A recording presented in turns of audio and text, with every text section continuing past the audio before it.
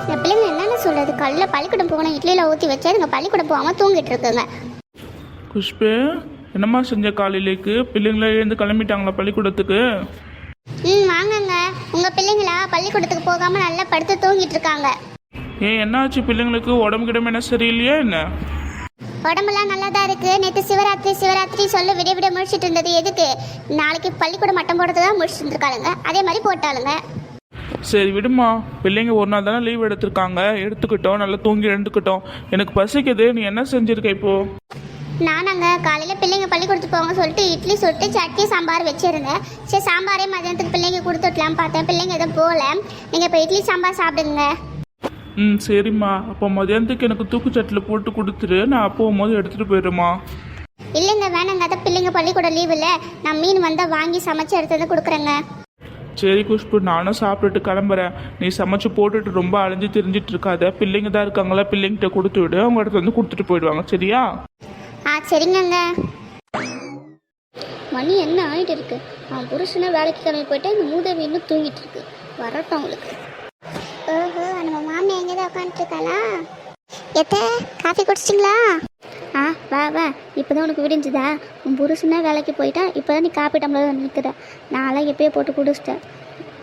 எத்த அவங்க தான் வேலையில் சாப்பிட்டுப்பா, உங்களுக்கு தெரியும். அப்போ நான் எதுக்கு காலையில் எழுந்து அவசர அவசரமாக செஞ்சு எல்லாத்தையும் கொடுக்கணும்?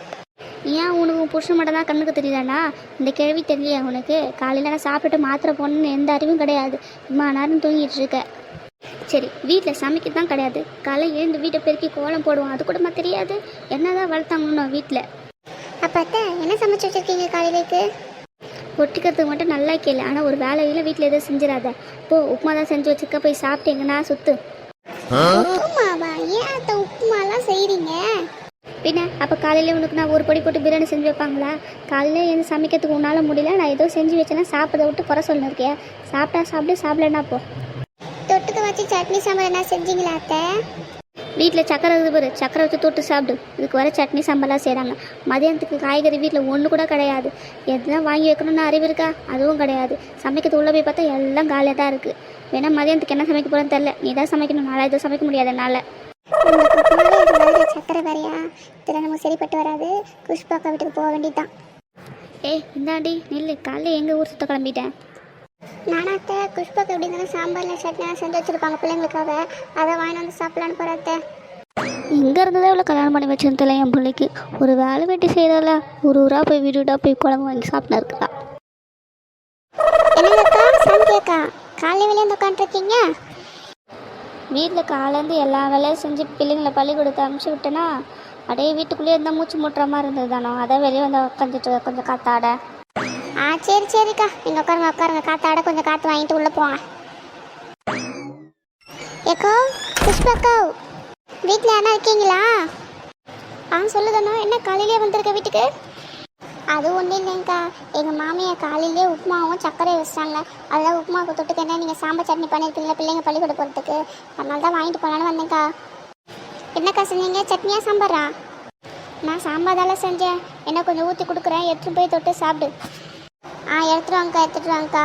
ஐயோ, மாமியார் காலையிலே சொன்னாலே வீட்டில் எந்த காய்கறியும் இல்லைன்னு.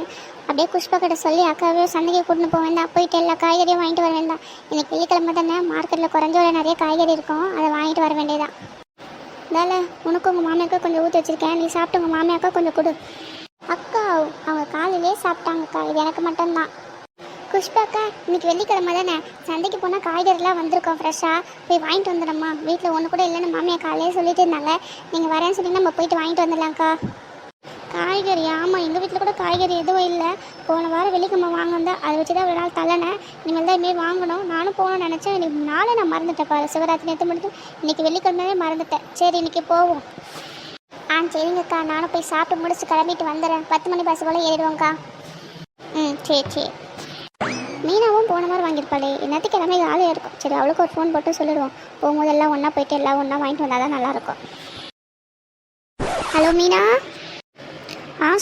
என்ன விஷயங்க்கா கால் பண்ணியிருக்கீங்க? அது ஒன்றும் இல்லை மீனா, நம்ம போன வாரம் சந்தைக்கு போயிருந்தோம்ல வெள்ளிக்கிழமை, காய்கறிலாம் வாங்கி வந்துட்டு ஒரு வாரம் தாண்டிடுச்சு. இன்றைக்கி வர வெள்ளிக்கிழமை ஆகுது, சந்தைக்கு போட்டிருப்பாங்களே, அதான் போயிட்டு அடுத்த வாரத்துக்கான எல்லா காய்கறியும் வாங்கி வரலான்னு கேட்கதாம்மா உனக்கு கால் பண்ணேன். இப்போ தான் வந்து தனம் வந்தா, அவ்வளோ இப்போ தான் சொல்லிட்டு போனேன் 10 மணி பஸ் போல் போகலாங்கான்னு. அதை நீ எப்படி இருந்தாலும் உனக்கு காலியாக தான் இருக்கும், அதான் உனக்கும் சொல்லான்னு பண்ணம்மா. அப்படிங்களாக்கா, நான் வேறு அதெல்லாம் மறந்துட்டு துணி வேறு துவைக்கலாம்னு சொல்லிட்டு எல்லாத்தையும் எடுத்து போட்டிருக்கேன்க்கா. சரிக்கா, நம்ம 10 மணி பஸ் போலே போயிடலாங்க்கா. சரிம்மா, நான் வைக்கிறேன், ஒரு 10 மணிக்கே கிளம்பி வந்துருமா. சரிங்கக்கா. சரி, இந்த பிள்ளைங்க என்ன பண்ணது பார்த்துட்டு அவங்ககிட்ட சொல்லிட்டு நம்ம கிளம்பலாம். நல்ல வேலை இன்னைக்கு புஷ்பா வீட்டில் சாம்பார் தான் வச்சாங்க. நம்ம கொஞ்சம் போல் ஊற்றி சாப்பிட்டு மதியானத்துக்கு நம்ம மாமியார் கிட்ட கொடுத்துட்டு போயிடணும். நம்ம சந்தைலாம் முடிச்சுட்டு வரும்போது பரோட்டாவும் சால்னாவும் வாங்கி சாப்பிடணும். எவ்வளோ நாள் ஆச்சு அந்த பரோட்டா சால்னாவை சாப்பிட்டு. இன்னைக்கு ஒரு புட்டி தான். என்னல தானோ காலையில் கிணத்தோட எங்கே சுற்றிட்டு இருக்க? அதுவாக்கா, காலையில் எங்கள் மாமியார் உப்புமா செஞ்சுருந்தாங்க, தொட்டுக்கு எதுவுமே செய்யலை. அதான் புஷ்பாக்கா வீட்டில் போய்ட்டு கொஞ்சம் சாம்பார் வாங்கிட்டு வந்தேன்க்கா. அப்படியா? சரி சரி தானே, நானும் கிளம்புறேன், எனக்கு வேலைலாம் இருக்குது, மாடெல்லாம் போய் பார்க்கணும். சரி, நான் போயிட்டு வரேன். ஏக்கோ, எப்போவுமே வேலை தான் இருப்பீங்களா? சரி, பெரிய பொண்ணு எங்க? நாங்கள் இன்றைக்கி சந்தைக்கு போகிறோம், அவளே அனுப்பிச்சி விட்றீங்களா கூட? ஓ, அதுக்குள்ளே இன்றைக்கி வெள்ளிக்கிழமை ஆயிடுச்சா? சரி சரி, அவளுக்கு கால் பண்ணி சொல்லு, அவ்வளோ வருவா. எனக்கும் வீட்டில் கொஞ்சம் காய்கறிலாம் வாங்க வேண்டியது இருக்குது. முடிஞ்சால் நான் வரேன், அப்படி இல்லைன்னா அவளை அனுப்பிச்சி விட்றேன். போயிட்டு மொத்தமாக சேர்ந்து வாங்கிட்டு வரேங்க. யார் குஷ்பு மீனாலாம் வராங்களா? ஆமாங்க அக்கா, நான் போயிட்டு குஷ்பாக்கா வீட்டில் சொன்னேன். அவங்க எப்படி இருந்தாலும் மீனாக்கா கூப்பிட்டுருப்பாங்க, அதெல்லாம் எல்லாம் ஒன்றா தான் போகிறோம். நீங்களும் வாங்க. நீங்கள் எப்போ பார்த்தாலும் மாடு கட்டிகிட்டு இருக்காதீங்க. சந்தைக்கெல்லாம் போயிட்டு ஜாலியாக சாப்பிட்டுட்டு சுற்றி பார்த்துட்டு வருவோம். சரி சரி, நான் பார்க்குறேன். போயிட்டு எப்படி இருக்குன்னு வேலைலாம் பார்த்துட்டு நான் முடிஞ்சால் வரேன். அப்படிலாம் பெரிய பண்ண அனுப்பிச்சிடுறேன். சரியா?